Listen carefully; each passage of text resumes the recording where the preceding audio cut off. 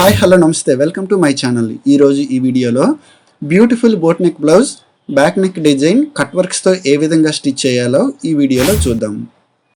నేను చెప్పే tips follow అయితే ఈ డిజైన్ని కొత్త వాళ్ళు కూడా చాలా ఈజీగా స్టిచ్ చేయొచ్చండి. అయితే ఈ కట్ వర్క్స్ అనేవి చాలామంది బార్డర్ని సపరేట్గా స్టిచ్ చేస్తారు. అలా కాకుండా ఈ మెయిన్ ఫ్యాబ్రిక్లోనే బార్డర్ ఉండే విధంగా ఏ విధంగా కట్ చేసుకొని ఈ కట్ వర్క్స్ని రెడీ చేసుకోలో ఈ వీడియోలో చూద్దాం. ఇలాంటి మరిన్ని టిప్స్ కోసం మా ఛానల్ని అయితే ఫస్ట్ నుంచి లాస్ట్ వరకు చూడండి, ఎక్కడ స్కిప్ చేయొద్దు.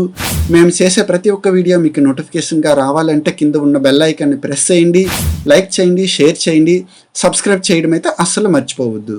ఇంకా వీడియోని స్టార్ట్ చేద్దాం. వీడియోలో చూపించినట్లు మెయిన్ ఫ్యాబ్రిక్ని లైనింగ్ ఫ్యాబ్రిక్ని ఈ విధంగా తీసుకున్న తర్వాత బ్యాక్ నెక్ డీప్ నేను ఇక్కడ తీసుకుంటున్నానండి. బ్యాక్ నెక్ డీప్ అనేది 10.5 ఇంచెస్, నెక్ విడ్త్ వచ్చేసి 3.5 ఇంచెస్, బోట్ నెక్ దగ్గర కూడా 3.5 ఇంచెస్, కింద కూడా 3.5 ఇంచెస్ తీసుకున్నాను. పైనుంచి 8.5 ఇంచెస్ దగ్గర ఒక మార్కింగ్ అనేది గీసుకున్నానండి. నెక్స్ట్ ఈ నడుం దగ్గర నుంచి కూడా 8.5 ఇంచెస్ దగ్గర ఒక మార్కింగ్ గీసుకున్నాను. ఈ విధంగా మార్కింగ్ గీసుకున్న తర్వాత స్కేల్తో ఒక స్ట్రైట్ లైన్ అనేది బోట్ నెక్ వరకు మనము డ్రా చేసుకోవాలి. అదేవిధంగా ఈ నెక్ డీప్ దగ్గర కూడా నేను ఇక్కడ రౌండ్ షేప్ అనేది తీసుకున్నాను. మీకు వేరే షేప్ కావాలంటే వీ షేప్ కానీ కట్ వర్క్ షేప్ కానీ కావాలంటే మీరు ఆ విధంగా కూడా మీరు ప్లాన్ చేసుకోవచ్చండి. ఈ విధంగా తీసుకున్న తర్వాత ఇక్కడ ఎక్స్ట్రా లైనింగ్ ఉంటుంది కదా, ఈ ఎక్స్ట్రా లైనింగ్ని మనం కట్ చేసుకోవాలి. ఈ విధంగా కట్ చేసుకున్న తర్వాత ఈ బార్డర్ వైపు అంటే మన కట్ వర్క్లో వచ్చే వైపు లైనింగ్ని క్రాస్గా పెట్టి చుట్టూ మనం కట్ చేసుకోవాలండి.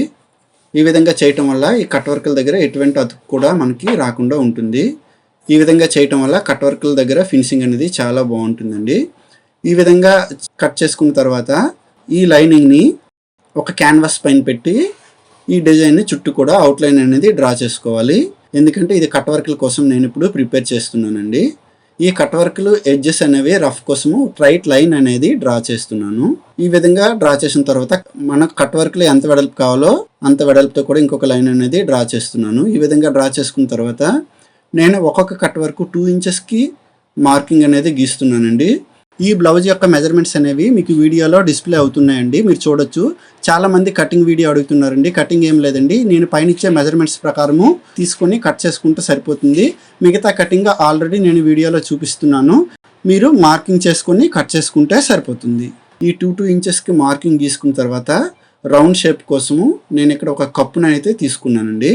ఈ కప్పును తీసుకొని ఈ కట్ వర్క్లు అనేవి నేను మా డిజైన్ కనుక నచ్చితే మీరు తప్పకుండా లైక్ చేయండి, షేర్ చేయండి, సబ్స్క్రైబ్ కూడా చేసుకోండి ఫ్రెండ్స్. మీకు ఏదైనా డౌట్ ఉంటే చెప్పండి, కామెంట్ సెక్షన్లో నేను తప్పకుండా కామెంట్ చేస్తే మీకు రిప్లై కూడా ఇస్తానండి. ఈ విధంగా డ్రా చేసుకున్న తర్వాత ఎక్స్ట్రా క్యాన్వాస్ని కట్ చేసుకోవాలి. ఎక్స్ట్రా క్యాన్వాస్ని కట్ చేసుకున్న తర్వాత నేను ముందుగానే రెండో వైపు కూడా డ్రా చేసుకున్నానండి. అయితే ఈ వీడియోలో ఒకవైపు కట్ వర్క్లు ఏ విధంగా స్టిచ్ చేయాలో అది మాత్రమే చూపిస్తానండి, ఎందుకంటే వీడియో లెంత్ పెరుగుతుంది కాబట్టి. సో ఈ విధంగా రెడీ చేసుకున్న తర్వాత వీడియోలో చూపించినట్లు మెయిన్ ఫ్యాబ్రిక్ అనేది పైకి బార్డర్ కనిపించేటట్లు ఉంచి దానిపైన లైనింగ్ని పెట్టి దానిపైన క్యాన్వాస్ని పెట్టి వీడియోలో చూపించినట్లు ఈ స్టిచ్ అనేది వేసుకోవాలి. అయితే ఈ కట్ వర్క్లు ఏ షేప్లో అయితే ఉన్నాయో అదే షేప్లో స్టిచ్ అనేది చాలా నెమ్మదిగా వేయాలండి. అలా చేయటం వల్ల ఈ కట్ వర్క్లు మనం రివర్స్ చేసేటప్పుడు షేప్ అవుట్ కాకుండా మనకు చాలా నీట్గా ఫినిషింగ్ అనేది వస్తుంది. చాలా నెమ్మదిగా మనం స్టిచ్ అనేది వేయడం చాలా ముఖ్యమండి, ఎందుకంటే అటు ఇటు చేస్తే మీకు ఈ షేప్ అవుట్ అయ్యే ఛాన్స్ చాలా ఎక్కువ ఉంటుంది కాబట్టి చాలా స్లోగా మనం స్టిచ్ అనేది వేసుకోవాలి. ఈ విధంగా స్టిచ్ వేసుకున్న తర్వాత ఇక్కడ ఎక్స్ట్రా క్లాత్ ఉంది కదా, ఈ ఎక్స్ట్రా క్లాత్ని వీడియోలో చూపించినట్లు ఈ కట్ వర్క్ల దగ్గర చాలా నీట్గా మనం కట్ చేసుకోవాలి. ఈ విధంగా మొత్తం కట్ చేసుకున్న తర్వాత ఈ కట్ వర్క్స్ అనేవి రివర్స్ కావడానికి మనం కట్స్ అనేవి దగ్గరగా ఇవ్వాలండి. వీడియోలో చూపించినట్లు ఈ కట్స్ అనేవి ఈ రౌండ్ షేపుల దగ్గర కూడా దగ్గరగా ఇవ్వాలి. ఈ కార్నర్స్లో కూడా థ్రెడ్ అనేది కట్ అయిపోకుండా మనం ఈ కట్టర్తో కట్స్ అనేవి ఇవ్వాలి. ఈ విధంగా ఇవ్వటం వల్ల మనం ఈ రివర్స్ చేసేటప్పుడు మనకు చాలా ఈజీగా మనకు రివర్స్ అయ్యి కట్ వర్క్లు అనేవి ఫినిషింగ్ అనేది చాలా బాగుంటుంది కాబట్టి ఈ విధంగా చేయాలి. ఈ విధంగా కట్స్ ఇచ్చిన తర్వాత మనం వీడియోలో చూపించినట్లు రివర్స్ అనేది చేసుకోవాలి. నాకు ఇక్కడ ఈ కట్ వర్క్లో రివర్స్ చేసేటప్పుడు చాలా ఈజీగానే రివర్స్ అయ్యాయండి. కొంతమందికి ఈ కట్ వర్క్లో పైకి లేస్తున్నాయి అని అనుకునే వాళ్ళు మాత్రం షర్ట్కి వాడేటటువంటి బకరాన్ని అయితే మీరు వాడొచ్చండి. నాకు ఇక్కడ క్లాత్ అనేది చాలా థిక్గా ఉంది కాబట్టి నేను నార్మల్ క్యాన్వాస్ని రెగ్యులర్గా వాడేటటువంటి క్యాన్వాస్ని నేను ఇక్కడ వాడాను. అలా కాదు, మాకు ఇంకా థిక్గా కావాలంటే సెట్ బక్రాన్ని వాడి ముందుగానే కట్ వర్క్ని కట్ చేసుకుని దాని ఎడ్జెస్లో స్టిచ్ చేసుకుని రివర్స్ చేసుకోవాలి. ఈ విధంగా కట్ వర్క్లు అనేవి రెడీ చేసుకున్న తర్వాత ఫినిషింగ్ కోసం అనేది ఒక స్టిచ్ అనేది చుట్టూ వేసుకోవాలండి. ఆ విధంగా వేయటం వల్ల ఈ కట్ వర్క్లు అనేవి ఫినిషింగ్ అనేది చాలా బాగుంటుంది, ఊడిపోకుండా కూడా మనకు ఉంటాయి. ఈ విధంగా స్టిచ్ వేసుకున్న తర్వాత ఎక్స్ట్రా క్లాత్ని కట్ చేసుకోవాలి. రెండో వైపు కూడా నేను ఆల్రెడీ రెడీ చేసుకున్నానండి. అయితే ఇప్పుడు మిడిల్లో క్లాత్ ఉంది కదా, ఆ క్లాత్ని కూడా మనం రెడీ చేసుకుందాము. ఈ మిడిల్లో క్లాత్ని ఇంకొక లైనింగ్ క్లాత్ మీద మనం ఈ విధంగా వీడియోలో చూపించినట్లు తీసుకోవాలి. అయితే ఇక్కడ ఖర్చుల కోసం అటు ఇటు కట్ వర్క్లే అటాచ్ చేస్తాం కాబట్టి ఒక 30 ఇంచు కానీ 1 ఇంచు కానీ ఇక్కడ లైనింగ్ క్లాత్ని ఎక్స్ట్రా తీసుకొని మనం రెడీ చేసుకోవాలి. ఈ విధంగా ఎక్స్ట్రా తీసుకున్నటువంటి ఈ క్లాత్ని మనం ఇప్పుడు కొన్ని మెయిన్ ఫ్యాబ్రిక్ పైన పెట్టి దానికి సరిపడా ఈ మెయిన్ ఫ్యాబ్రిక్ని కూడా మనం రెడీ చేసుకోవాలి. ఈ విధంగా రెడీ చేసుకున్న తర్వాత ఈ మెయిన్ ఫ్యాబ్రిక్ ఈ ఎక్స్ట్రా తీసుకున్నటువంటి ఈ లైనింగ్ ఫ్యాబ్రిక్ అనేది ఒకదానిపైన ఒకటి పెట్టి చుట్టూ కూడా ఒక స్టిచ్ అనేది వేసుకోవాలండి.